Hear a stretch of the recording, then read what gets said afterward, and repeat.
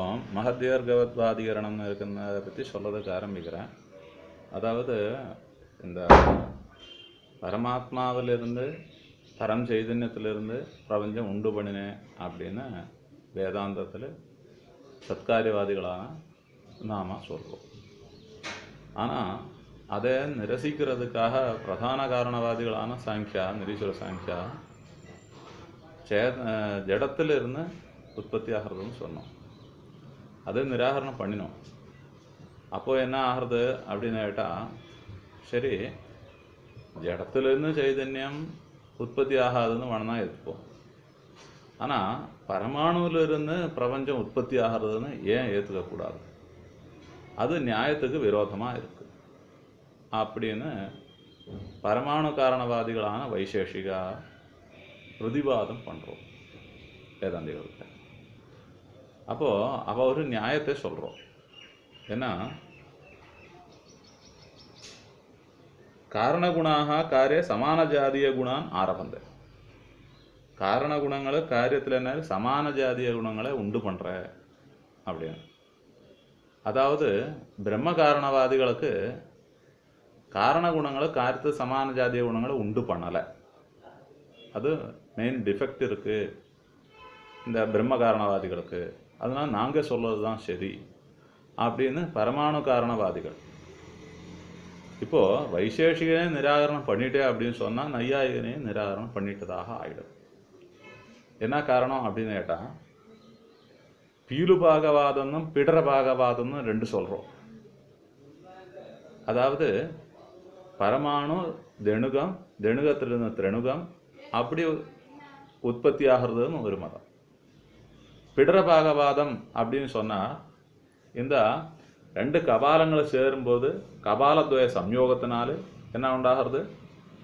அசமவாய காரண சம்யோகத்தினால சமவாய காரண சம்யோகம் ஏற்பட்டு கடம் உற்பத்தி ஆச்சு அப்படின்னு சொல்கிறோம். அதாவது கம்புங்கிரிவாதி மத்துவம்னு கடத்துக்கு லட்சணம் சொல்கிறோம். கழுத்தும் வயரும் சேர்ந்தது போல இருக்கின்ற கடம் பிரத்னோதனாதி மத்துவம்னு வேதாந்திகள் சொல்கிறோம். இப்போ என்ன நையாயிகா சொல்றது கொஞ்சம் பேதத்தைப்படுத்தி வேதாந்திகள் சொல்கிறோம். அதில் லாகவ பட்சம்னு இருக்கின்றது எப்படியும் என்ன இருக்குது, வேதாந்திகளோட பட்சத்தில் இருக்குது. இப்போ என்ன எப்படி வைசேஷிக மதம்னு இருக்கின்றது பிரமாணத்வயம் பிரத்யக்ஷமும் அனுமானமும். நையாயிகாலுக்கு பிரமாணம் 4 இருந்தால் கூட இப்போ பரமாணு துவய சம்யோகத்தினாலே தெணுகம், அதாவது ஒரு அரிசி ரெண்டாக உடைச்சாச்சுன்னா ஒன்று ரவுண்டாக இருக்குதுன்னு வச்சுக்கோங்க. அது மகதீர்கவத்வா ஹ்ரஸ்வ பரிமண்டலாபியாம் சூத்திரம். பரிமண்டலம்னா ரவுண்டாக இருக்குன்னா சின்ன இது. அது ரெண்டு சேரும்போது என்னாச்சு? நீட்டாச்சு. ரெண்டு சின்ன குத்துகள் சேர்ந்தாச்சுன்னா, சேர்ந்து ஓட்டாச்சுன்னா அது நீட்டாச்சு. அப்போ என்னாச்சு? ரெண்டு பரமாணுகள் சேரும்போது நீட்டாச்சு. அப்போது அதாவது ஒரு அரிசியை எடுத்து ரெண்டாக உடைச்சாச்சுன்னா என்னாச்சு? ஒரு பாதிக்கு அணுன்னு வச்சுட்டேன்னா ரெண்டு அணுகளை சேரும்போது அரிசி போலாச்சு. இந்த 3 அரிசிகள் வரிசையாக வச்சாச்சுன்னா என்னாச்சு? அது மகத்துன்னு வச்சுட்டோம். இப்போது தெணுகம்னு இருக்கின்றது ரெண்டு பரமாணுகள் சேர்ந்து உண்டாகிறது. ரெண்டு பரமாணுக்களை சேர்ந்து தெணுகு ஆச்சுன்னா அந்த தெணுகங்கள் 3 சேர்ந்தா ஒரு மகத்துன்னு இருக்குன்னு உண்டாகுது. அதான் மகதீர்க்கம் ஏற்பட்டு போச்சுன்னா அர்த்தம். அப்போ மகதீர்க்கம் ஏற்பட்டு போச்சுன்னா இப்போ பரிமாணம் இங்கே தான் என்ன இருக்கு? சைதன்ய காரணவாதம் ஒன்று பரமாணு காரணவாதம். இந்த பரமாணு காரணவாதம்னு இருக்கின்றது பிராணி அதிருஷ்டத்தினால என்ன ஏற்படுது? ஒரு ஜீவன் அதனோட அதிருஷ்டவசம் புண்ணியபாவவசமாக அது என்ன ஆயிடுறது? ஒரு சரீரம் விட்டு இன்னொரு சரீரத்தை பிரவேசிக்கும் போது அந்த சரீரத்தை அதுக்கு தகுந்தபடி இருக்கனா உடம்பை உற்பத்தி பண்ணிடுறது. இது எல்லாருக்கும் சம்மதம் தான். அதிருஷ்டத்தினால ஸ்வபாவத்தினால புண்ணியபாவ சம்பந்தத்தினால ஜென்மாந்தரம்னு இருக்கின்றது. வைராக்கியம் இல்லாததுனால வீதராக ஜென்ம அதர்சனான்னு நியாய சூத்திரம். நியாயத்தில் அப்படி இருக்கு. அப்போ நித்தியத்துவம் இருக்கின்ற ஜாயதே மிரியதே ஜாயதே மிரியதேன்னு இருக்கின்ற அனாதியான நித்தியத்தை தான் நித்தியமாக வச்சுண்டு இருக்கு.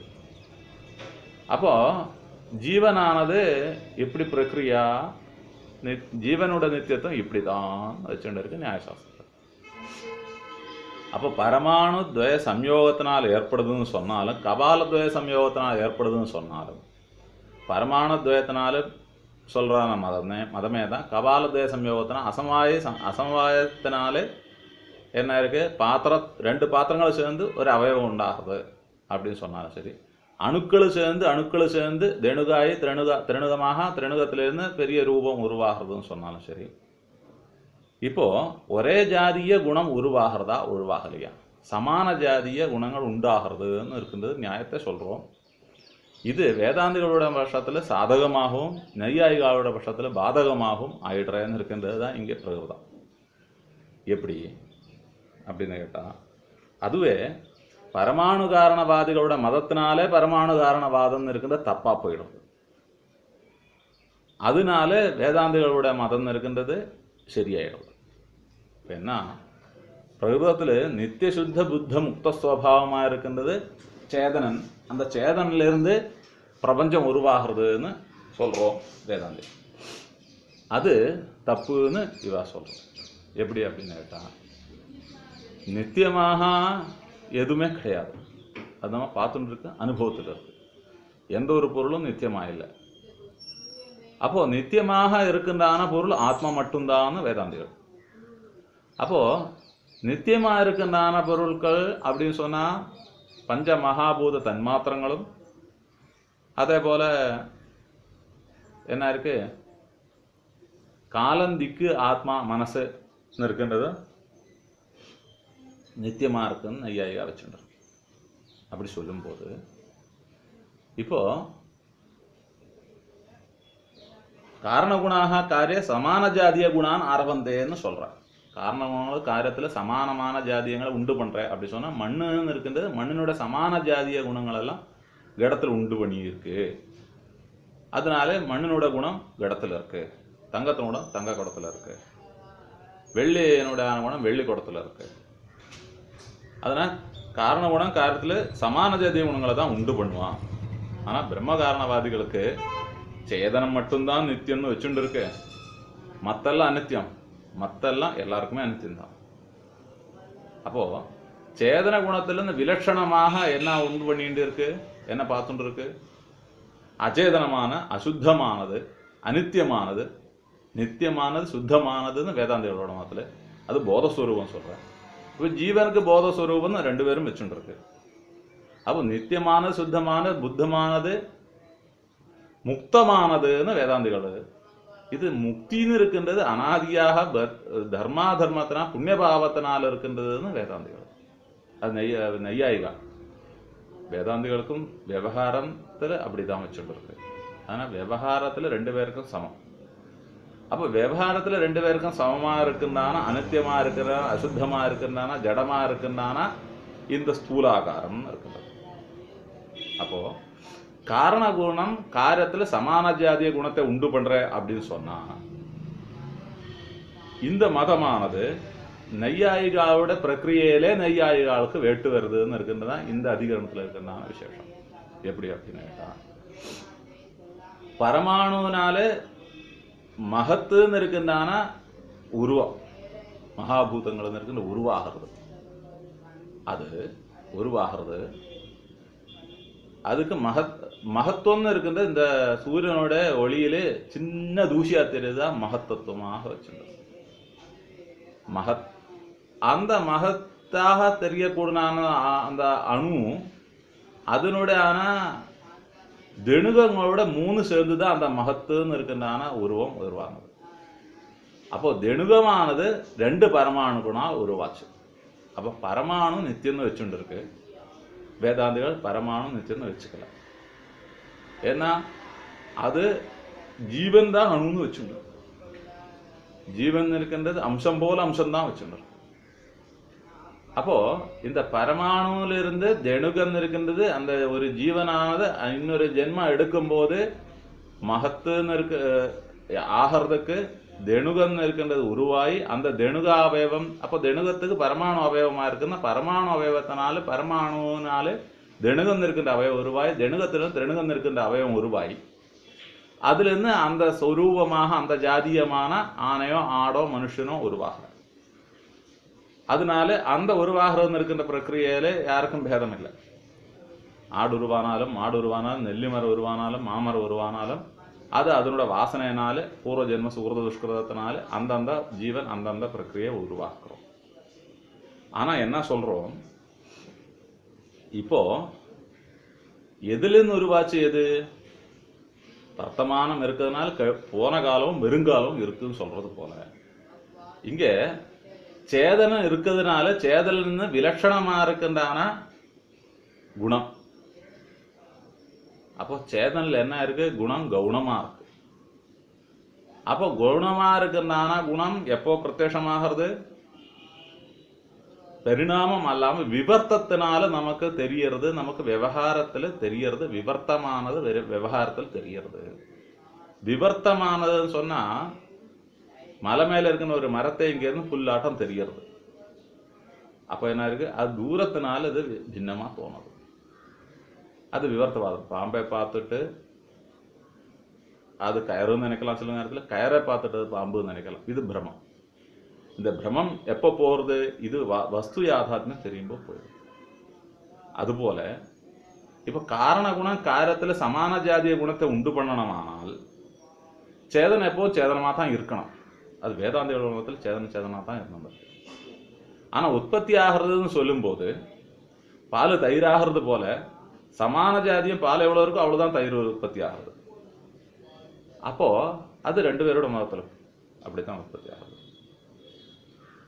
காரிய சமான ஜாதியான் குணான் ஆரம்பம். காரண குணங்கள் எவ்வளவு இருக்கோ அவ்வளவுதான் உண்டாகிறது. அப்போ காரண குணம் மண்ணு எவ்வளவு இருக்கோ அவ்வளவுதான் கடம், தங்கம் எவ்வளவு இருக்கோ அவ்வளவுதான் தங்கம். அப்போ காரண குணங்கள் சமான ஜாதியமான குணத்தை உண்டு பண்றோம். அது எல்லாருக்கும் அப்படியே தான். ஆனா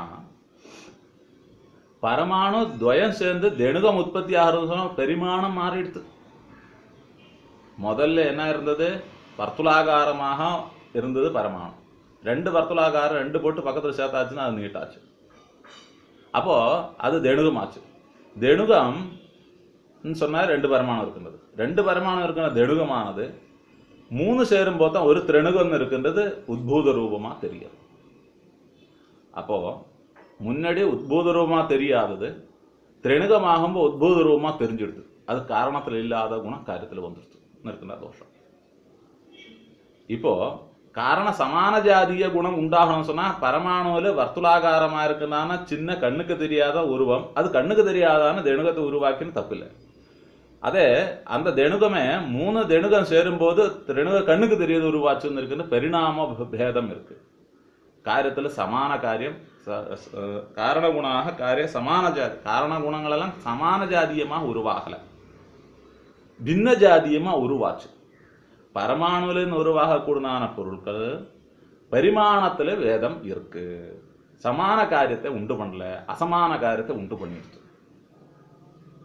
இப்போ வேதாந்திகளுடைய மதத்துல பால் தயிராகிறது போல அந்த பிராணி அதிருஷ்டவசமாகவே உற்பத்தி ஏற்பட்டதுன்னா கூட அது நித்தியம் இல்லை, வாஸ்தவம் இல்லை. நித்திய சைதன்யம் எப்போ நித்திய சைதன்யமா அந்த பிராணியில் இருந்துட்டு இருக்கு. இந்த பரமாணு தெணுகாத சம்யோகங்களுக்கு நியாமகனான கர்த்தத்துவத்தினால அந்த சோபாதிக கர்த்தத்துவத்தினால அந்த உபாதியினால அவனோட விகாரம் ஏற்பட்டது.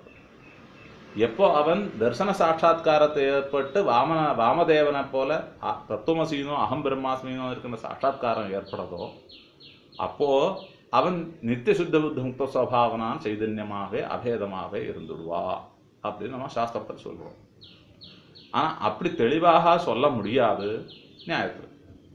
ஏன்னா காரியகுணாக காரணகுணாக காரிய சமான ஜாதிய குணங்களை உருவாக்கலை. காரண குணங்கள் பரமாணு குணம் நித்தியமா இருக்கின்ற தன்மை. ஆனா காரியம் இருக்கின்றது நித்தியமானது இல்லை. காரணம் இருக்கின்ற சேதனன், ஆனா காரியம் அச்சேதனம் ஆயிடும்.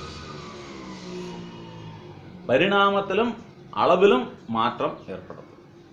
ஆனால் ஜீவன் உற்பத்தி ஆகும்போது உபாதிகத சைதன்யமாக பரிணாமம் இருக்கின்றது தோற்றமாகத்தான் இருக்கு, வாஸ்தவமாக இல்லை. ஆனால் உற்பத்தின்னு இருக்கின்றது வாஸ்தவமாகவே வச்சுட்டு இருக்குன்னு எது பரமாணு காரணவாதிகளுக்கு.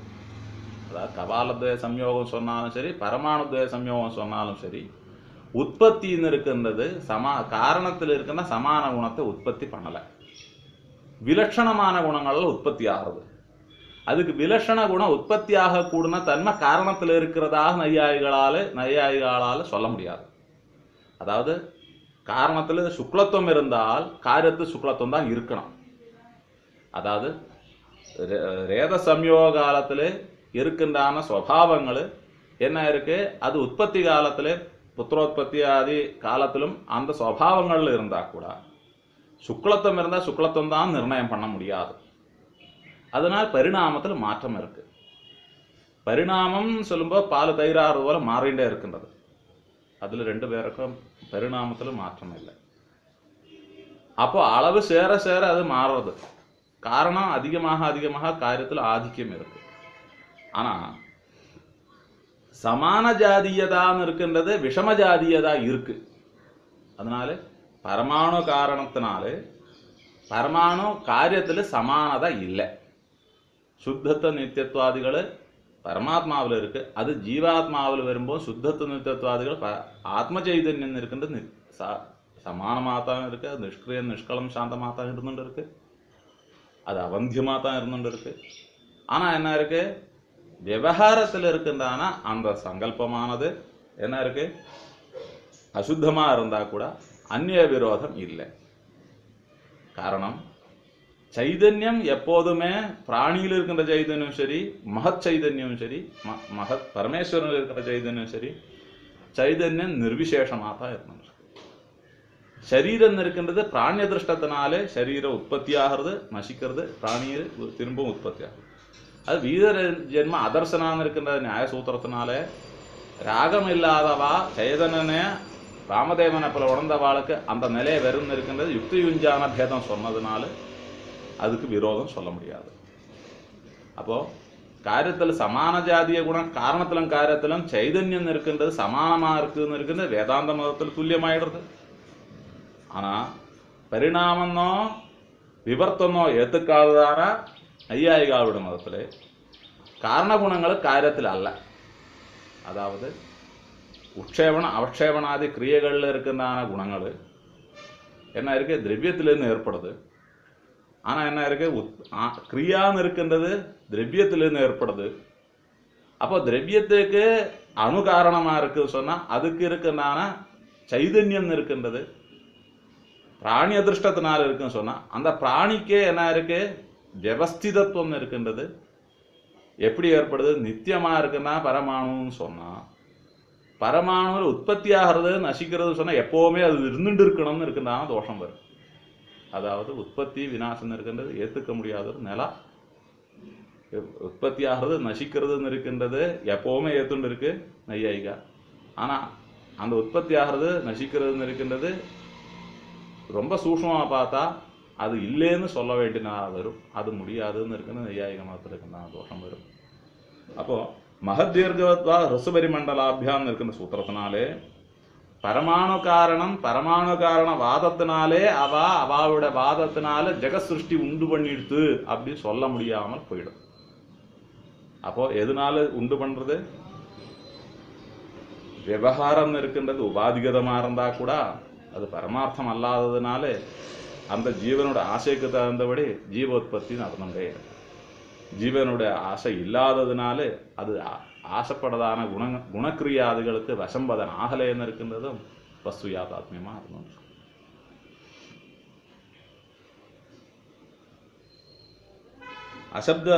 அசப்தாத குணான் அனன்வயாது அவைதிக சப்தம் இருக்கின்றதுனால சாங்கிய மதம் அன்வயிக்கப்படலைங்கிறதுனால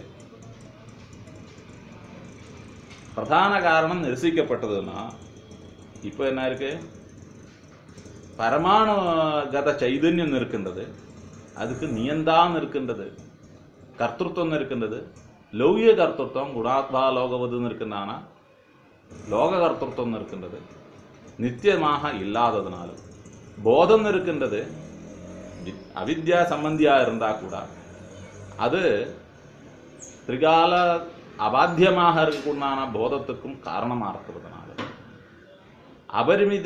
அபரிமிதம் இருக்கின்றதும் அபரிச்சின்னம் இருக்கின்றதும் சுவாதந்திரம் இருக்கின்றதும் சேதன காரணவாதத்தில் நிற்கிறதுனாலும் அது பரமாணு காரணவாதத்தில் அது இல்லாததாலும் சாட்சி பாஸ்யத்துவம் இருக்கின்றது, இந்திரியாதீத பாசமானத்துவம் இருக்கின்றது. என்ன இருக்கு? ஜீவனுக்கு சொல்லதுக்கு யுக்தி நையாயிக ஆவிட மதத்தில் இல்லாதனால், அதாவது வைசேஷிக ஆவிட மதத்தில் இல்லாததுனால வைசேஷிகாவுடையது நையாயிகாவுடையதுமா இருக்குன்னா உற்பத்தி பிரக்கிரியான்னு இருக்கின்றது. அவளுடைய பிரக்கிரியிலே அவள் என்ன ஆகுறது? தனக்குத்தானே ஆப்பூச்சுக்கிறது இருக்கின்ற நிலைமையில போயிடுற.